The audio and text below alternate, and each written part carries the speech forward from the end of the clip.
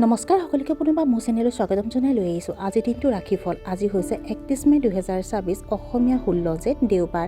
আজি সূৰ্যোদয় সময় পুৱা 4:16 আৰু সূৰ্যাস্ত সময় 6:01। আজি হৈছে পূৰ্ণিমা তিথি আৰু শুক্লপক্ষ। আজি দিনটো প্ৰথম ৰাশি হ'ল মেষ ৰাশি। আপোনাৰ আচৰণৰ সন্দৰ্ভত আত্মনিৰীক্ষণৰ লিপ্ত হ'ব লাগিব। তুচ্ছ বিষয়ত পৰিয়ালৰ সদস্যৰ লগত কাজিয়া কৰাটো এৰাই চলক। ছাত্ৰ ছাত্ৰীসকলে পঢ়া শুনাত অৱহেলিত হ'ব পাৰে। সামাজিক নীতি নিয়মৰ বিৰুদ্ধে আপুনি বিদ্ৰোহী অনুভৱ কৰিব পাৰে। ঘৰৰ কাম কাজৰ ফলত ভাগৰুৱা অনুভৱ কৰিব পাৰে। বৃষ ৰাশি। পৰিয়ালৰ ভিতৰত সুখ আৰু শান্তিৰ পৰিৱেশ বিৰাজ কৰিব। ব্যৱসায়ত আৰ্থিক লাভ সম্ভৱপৰ। ঘৰতে জিৰণি লৈ আপুনি এটা আকৰ্ষণীয় ৱেব ছিৰিজ চাই ভাল পাব। আপোনাৰ জীৱনলৈ অনুশাসন আনিবলৈ চেষ্টা কৰক। বাসস্থান সলনিৰ পৰিকল্পনা সন্দৰ্ভত খৰখেদাকৈ কাম নকৰিব।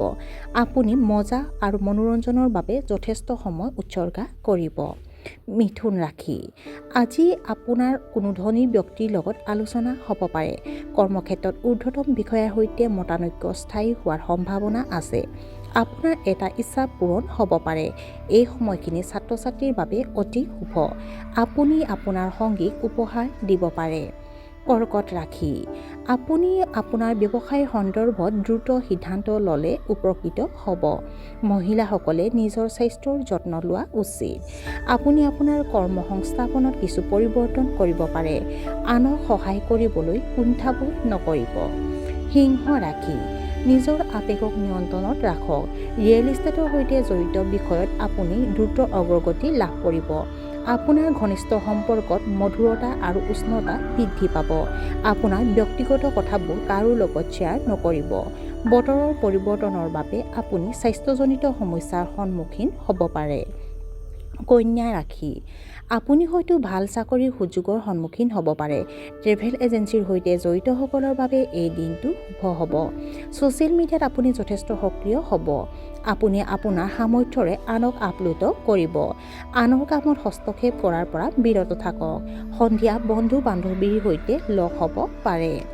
তুলা ৰাশি। আপোনাৰ আৰ্থিক অৱস্থা উন্নত হ'ব। আপুনি আধৰুৱা কৰি থৈ যোৱা কামবোৰ সম্পূৰ্ণ কৰিব পাৰিব। আপুনি আপোনাৰ পৰিকল্পনা ফলপ্ৰসূভাৱে ৰূপায়ণ কৰিবলৈ সক্ষম হ'ব। ভাগৰুৱা হোৱাৰ বাবে অলপ খিংখিঙীয়া হ'ব পাৰে। আপুনি নিশ্চিতভাৱে ব্যায়াম কৰা উচিত, কিয়নো ইয়াৰ দ্বাৰা আপোনাৰ শক্তিৰ মাত্ৰা বজাই ৰখাত সহায়ক হ'ব। বৃশ্চিক ৰাশি। যদি আপুনি আপোনাৰ কেৰিয়াৰ সলনি কৰিব বিচাৰে তেন্তে ধৈৰ্য ধৰিব।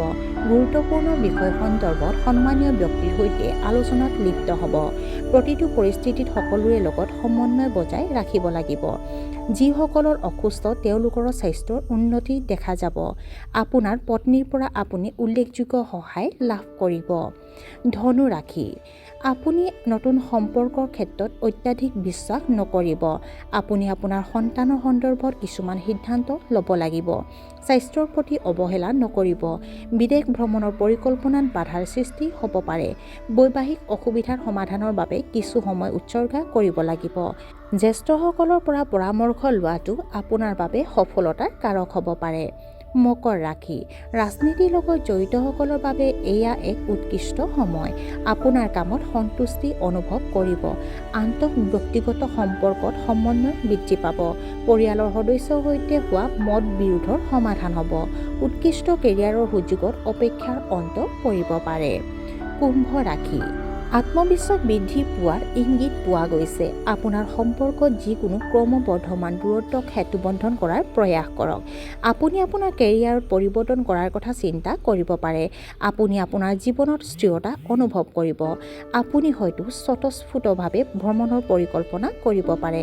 বয়োজ্যেষ্ঠসকলৰ প্ৰতি শ্ৰদ্ধা আৰু সন্মান ভাৱ বজাই ৰাখক। মীন ৰাশি। আপোনাৰ কোনোবা আত্মীয়ই হয়তো অভাৱনীয়ভাৱে আপোনাৰ ঘৰলৈ আহিব পাৰে। আপুনি আৰু আপোনাৰ পত্নীয়ে ঘৰতে ধাৰ্মিক ৰীতি নীতি কৰিবলৈ আগ্ৰহী হ'ব। আপোনাৰ ইচ্ছাশক্তিৰ বলত অসুবিধাবোৰ অতিক্ৰম কৰিব। আজি আপুনি হয়তো খেল আৰু নতুন চিনেমাৰ প্ৰতি আগ্ৰহ প্ৰকাশ কৰিব। আপোনাৰ ঊৰ্ধ্বতম বিষয়াসকলে আপোনাক প্ৰশংসা কৰিব। আৰু আজিৰ দিনটো ৰাশিফল ইমানতে অন্ত পৰিছে। আশা কৰোঁ আপোনালোক প্ৰত্যেকৰ আজিৰ দিনটো সুন্দৰ হওক। ধন্যবাদ।